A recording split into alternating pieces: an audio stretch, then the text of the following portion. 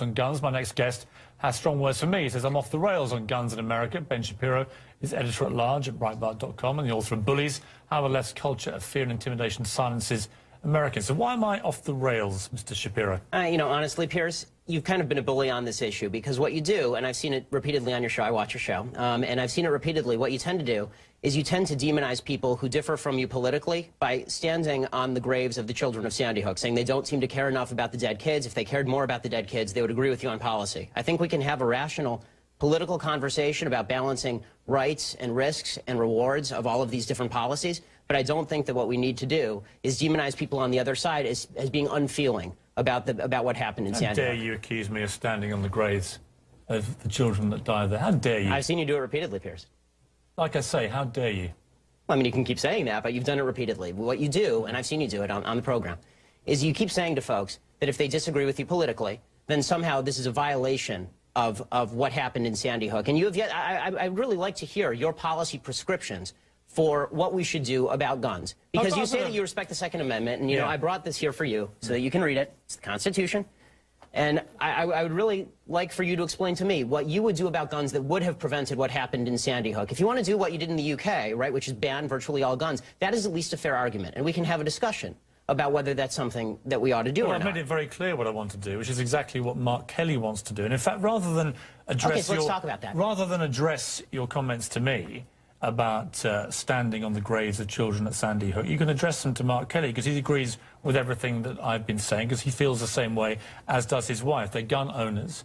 They both respect the Second Amendment of the Constitution. They don't want to take away anybody's right to defend themselves with guns. Well, they want to take away certain types of guns, obviously. They want to take away assault weapons, which are capable, with magazines like we saw at Aurora and Sandy Hook, of unleashing a ridiculous amount of bullets. Well, this is a question I wanted to ask you, Piers, because I've seen you talk about assault weapons a lot, and I've seen Mark Kelly talk about assault weapons. The vast majority of murders in this country that are committed with guns are not committed with assault weapons, they're committed with handguns. Okay, so are you willing to ban handguns in this country, across the country? No, that's not what I'm asking for. Why not? Let me ask you... Don't you care about the kids who are being killed in Chicago as much as the kids in Sandy Hook? Yes, I do. Then why don't you care about banning the handguns in Chicago? We'll come to that. Let me ask you this. What was the weapon used at Aurora in the movie theatre? It was an assault rifle, sure. Okay. What was the weapon used in the Oregon shopping mall? I believe it was an assault rifle, correct? Okay. What was the weapon used at Sandy Hook? It was an assault rifle. What was the weapon used at the incident around Christmas when the firemen were lured to their deaths, the New York State firemen? And bought illegally? That was an assault rifle. Right, so the last 4 mass shootings in America were all the assault rifles. And the vast that is the reason, Mr. Shapiro. And you can smirk at me, and you can laugh at me. I'm not smirking. And you can accuse me of standing on the graves of dead children. And being a bully, yes. But that is the reason that people like me and Mark Kelly and Gabrielle Giffords want to have assault weapons like that removed from civilian hands. Your passion on the issue doesn't really justify the rationale for why you want to ban assault weapons, but not handguns. You don't understand why we want to remove the preferred weapon of choice, these killing machines, from the hands of deranged young men. All I'm asking is for you to be philosophically consistent. If what you're worried about is the removal of killing machines from the hands of deranged young people, then maybe we should talk about a blanket gun ban. And let's get to what the left really wants here. And you say that you're for the Second Amendment. Why is it about left or right? Because in Britain this never is about left or right, this issue. Why is it here? Well, we can talk about Britain in a second. I think the reason that it's about left and right here is because fundamentally the right believes that the basis for the Second Amendment, and they believe in the Second Amendment, the basis for the Second Amendment is not really about self-defense, and it's not about hunting. It is about resistance to government tyranny. That's what the founders said, and that's what the right believes in this country. Which tyranny are you fearing yourself? I fear the possibility of a tyranny rising in this country in the next 50 to 100 years. Let me tell you something, Piers.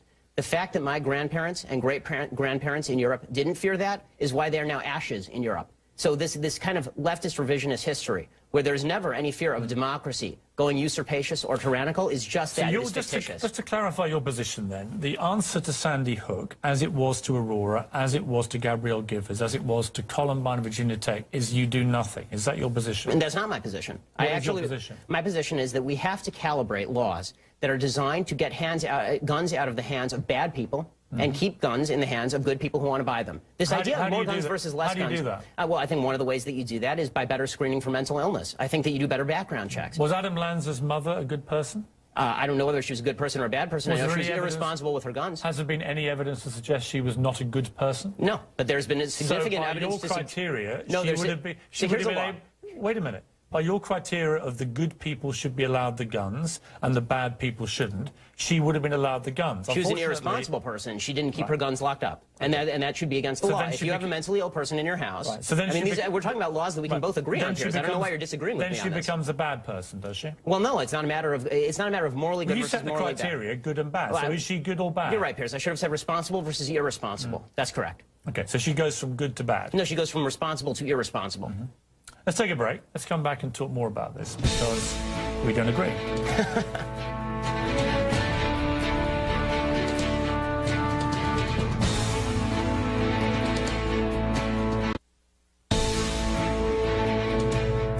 Now it's Ben Shapiro, editor-at-large at Breitbart.com and the author of Bullies. Do you believe that if you had an assault weapon ban, statistics prove that you could dry up the supply of these guns and make them less accessible to criminals? I don't know whether you could make them less accessible to criminals. Let's assume that's the case, that you could make them less accessible to criminals. Again, my question remains for you, Piers, and I'm still waiting for an answer from the left on this. They say they're pro-Second Amendment.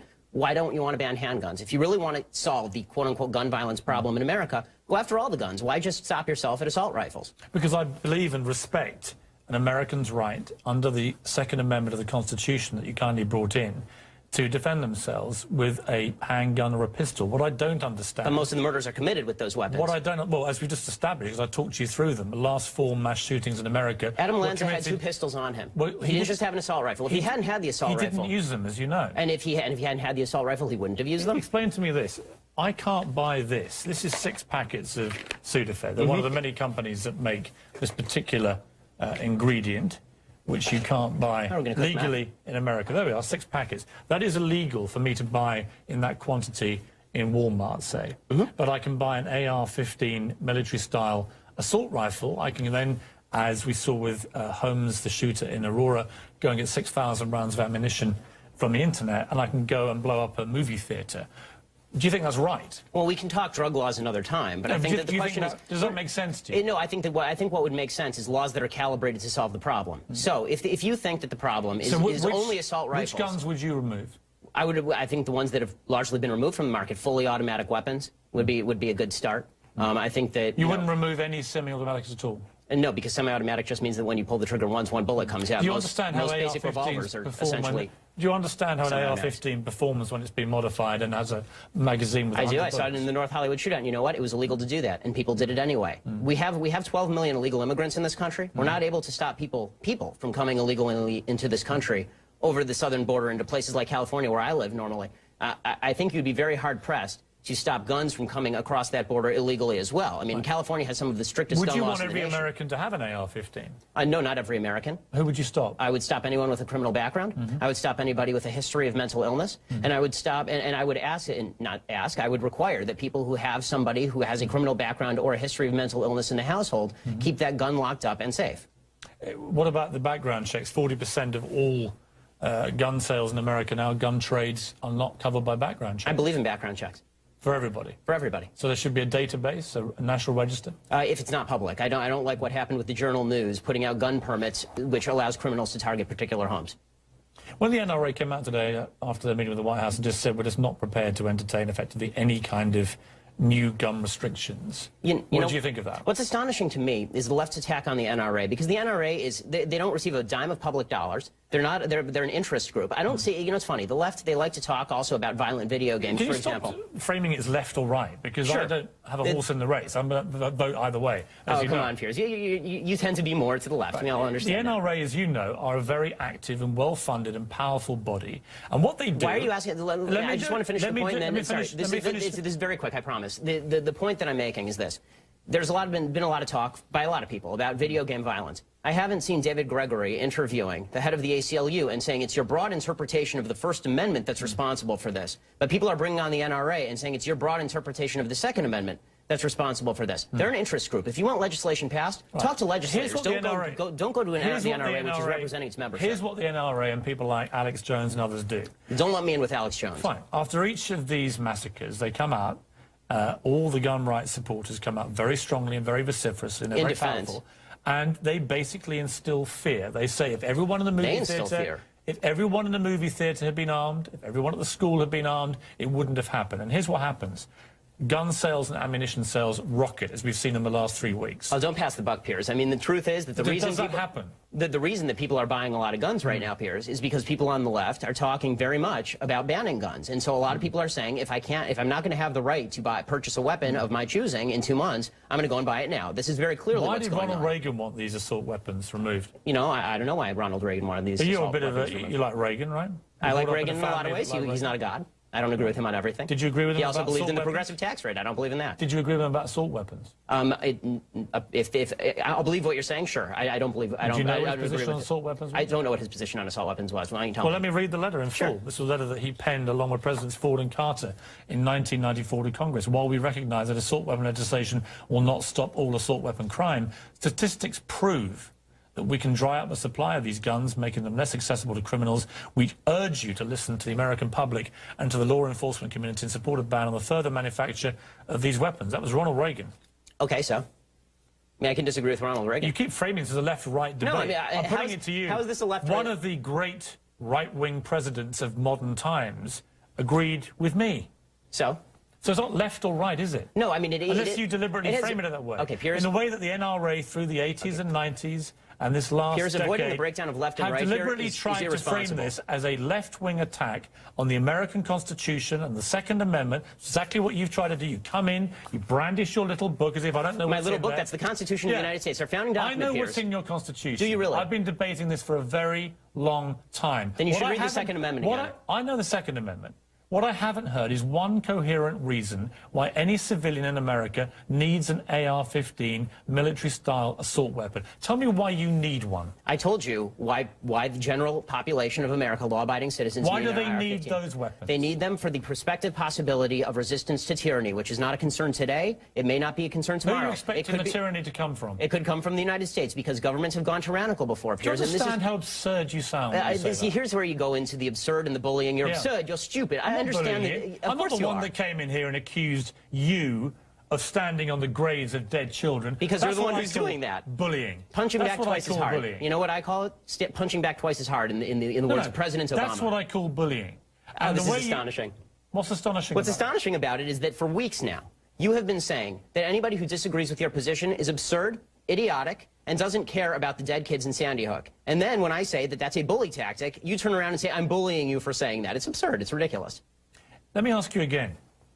What is the point of a civilian having an AR-15 assault weapon? The point of a civilian having an AR-15 assault weapon, many of them are ex-military, right? I mean, I have military friends, and I don't have a problem with Colin Powell owning an AR-15 assault weapon. And what is the point of a civilian owning them? It depends on the civilian. If it's a criminal, they shouldn't own them. No, forget criminals and mentally ill people. No, but you can't separate that out. An average civilian who hasn't got a criminal record or is mentally ill, why do they need one? To protect against the possibility of eventual government tyranny. This was the purpose of the Second Amendment originally. It remains the purpose of the Second Amendment now. And pretending that governments have never gone usurpacious before from a democratic position. Do you genuinely believe your own government is going to turn on you in a way that you require an AR-15 to challenge them? This is what you really believe is going to happen. It may not turn on me. It may not turn on my children. Is that what you think? It may not turn on me. It may not turn on my children. But the fact is this. History is replete with democracies going tyrannical. It has happened. It happened in France in the 19th century. It happened in Spain in the last century. It happened in Germany. It happened in Italy. It has happened repeatedly throughout history. It happened in Japan. The reason we cannot remove AR-15 assault weapons is because the threat of your own government turning on you in a tyrannical way. It is yes. It is because that is your position. It is because there are countervailing rights and responsibilities. And Piers, I don't understand why we can't come to why can't we come to an agreement about reasonable law? You just want to demagogue the issue.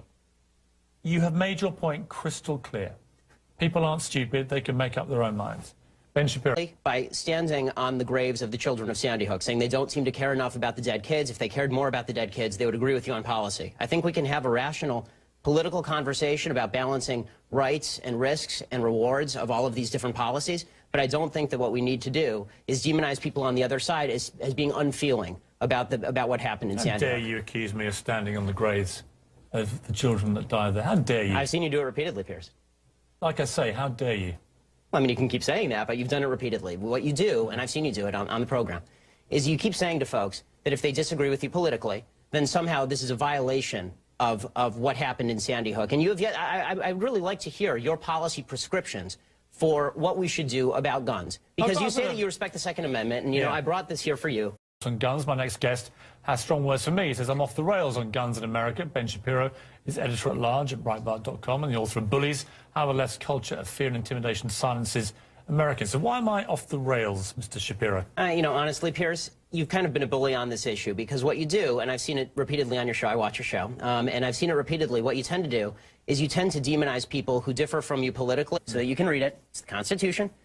And I would really like for you to explain to me what you would do about guns that would have prevented what happened in Sandy Hook. If you want to do what you did in the UK, right, which is ban virtually all guns, that is at least a fair argument. And we can have a discussion about whether that's something that we ought to do or not. I've made it very clear what I want to do, which is exactly what Mark Kelly wants to do. And in fact, rather than address let's talk about that. Rather than address your comments to me about standing on the graves of children at Sandy Hook, you can address them to Mark Kelly because he agrees with everything that I've been saying because he feels the same way as does his wife. They're gun owners.